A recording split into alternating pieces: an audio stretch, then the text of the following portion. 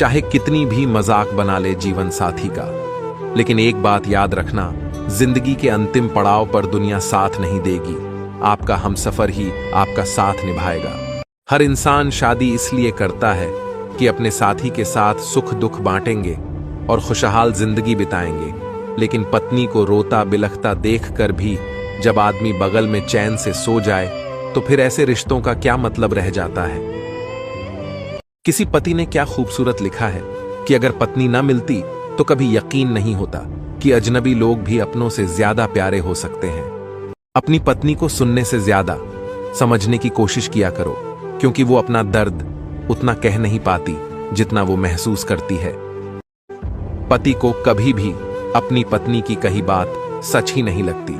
मां बहन चाहे पत्नी के खिलाफ झूठ भी बोल दे तो भी पति को उन लोगों की बात पर यकीन हो जाता।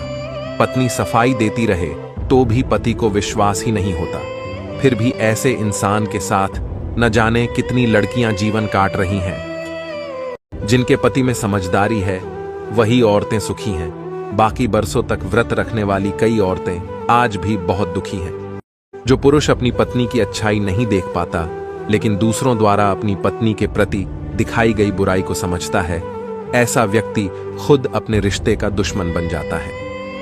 अगर कोई लड़की आपके गलत व्यवहार से तंग आकर आपको छोड़ दे तो इसका मतलब ये नहीं कि उसे कोई और मिल गया है, बल्कि इसका मतलब ये भी हो सकता है कि उसे जो आपसे उम्मीद थी वो आप न पूरी कर सके। जो भी पति अपनी पत्नी के आंसुओं को मगरमच्छ के आंसू बताते हैं तो ये वीडियो उनके लिए है। तुम्हारी पत्नी तुम्हारे सामने सिर्फ तब तक रोती है जब तक उसे तुमसे कुछ उम्मीद होती है, लेकिन जिस दिन वो तुम्हारे सामने रोना बंद कर दे, अपने आंसुओं को छुपाना शुरू कर दे, तो उस दिन तुम समझ जाना कि तुमने अपनी पत्नी को हमेशा के लिए खो दिया है। पत्नियां चाहे 95 मिनट तक अपनी मम्मी से बात कर लें, लेकिन अंत में एक बात जरूर बोलती हैं, ठीक है मम्मी, फ्री होकर बात करती हूँ। और उनकी माँ सोचती हैं, पता नहीं बेटी को कितना काम करना पड़ता है, बेचारी 2 मिनट भी चैन से बात नहीं कर पाती।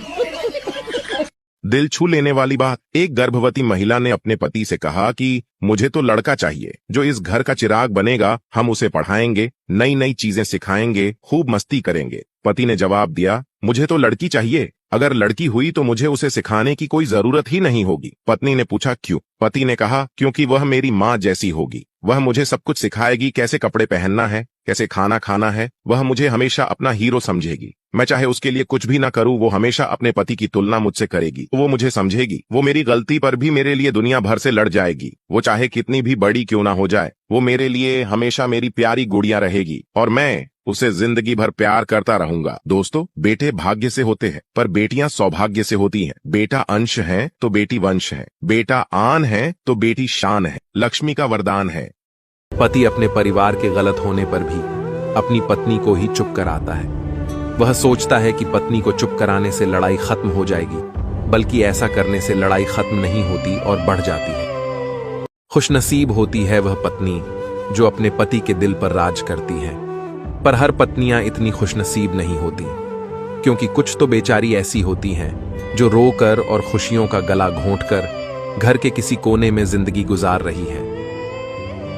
आपकी पत्नी को इस बात से कोई फर्क नहीं पड़ता कि आप कितना कमाते हो, और ना ही उसे इस बात से फर्क पड़ता है कि आप उसे कपड़े गहने दिलाते हो या नहीं, लेकिन उसे फर्क पड़ता है जब आप उसे अपने घर वालों के सामने बेइज्जत करते हो, उसकी इज्जत का तमाशा बनाते हो